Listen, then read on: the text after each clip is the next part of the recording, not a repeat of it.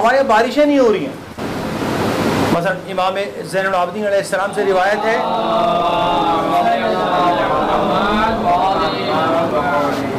کہ اگر بارش نہ ہو تو اگر اس وقت نماز استسقاء کا اہتمام کیا جائے. مستحب نماز ہے لیکن کھلی فضا میں پڑھتے ہیں, مسجد میں پڑھیں کھلے صحن میں کسی پیش امام کی اقتداء میں. اور اس کا دوسرا فلسفہ ہے دعا بھی ہے. ہم جاتے ہیں بہت زیادہ گرمی پڑتی کیا کرتے ہیں, سارے کلفٹن پہنچے میں, کوئی جا رہا ہے واٹر پارک اور کہیں کوئی کہیں. یہاں جانے کی ضرورت نہیں ہے. سب سے پہلے ہمیں اپنے گناہوں کے استغفار کرنی چاہیے.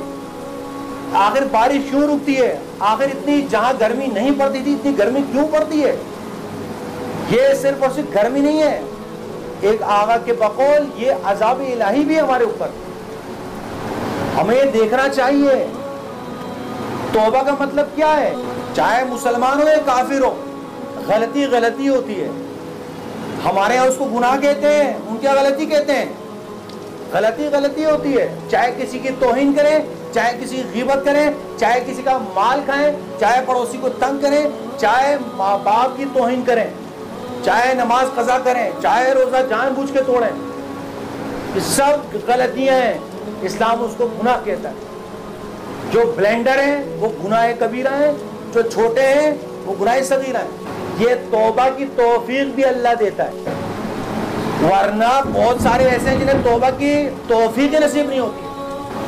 چھوٹے چھوٹے گناہ بڑے بڑے گناہ بن جاتے ہیں, چھوٹی چھوٹی غلطیاں بڑی بڑی غلطیاں بن جاتی ہیں. تو کیا باران رحمت کے لیے سب سے ضروری کیا ہے کہ ہم اللہ کی طرف توجہ کریں.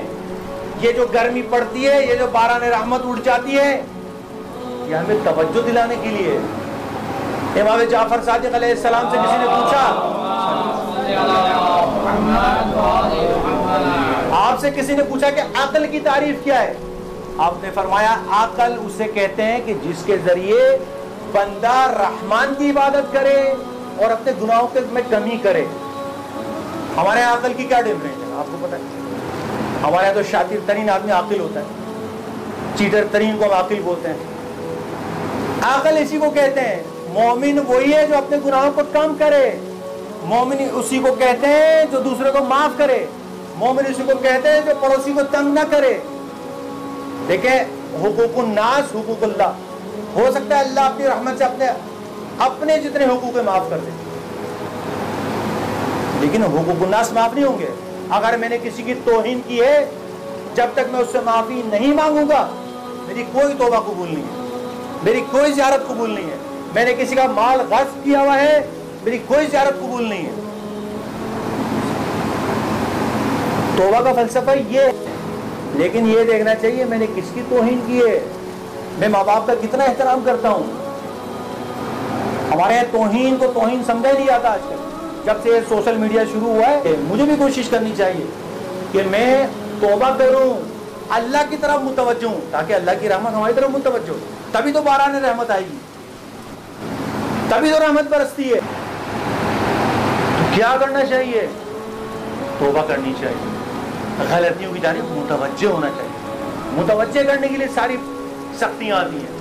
کسی نے مولا امیر المومنین حضرت علی ابن ابی طالب سے پوچھا,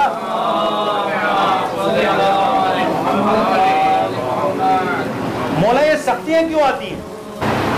تو آپ نے فرمایا سختیاں انسان کو راہ راست پہ ڈالنے کے لیے آتی ہیں.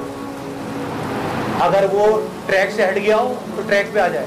ایک اور روایت میں کہ پوچھا یہ کیسے پتہ چلے یہ آزمائش ہے, آیا یہ عذاب ہے؟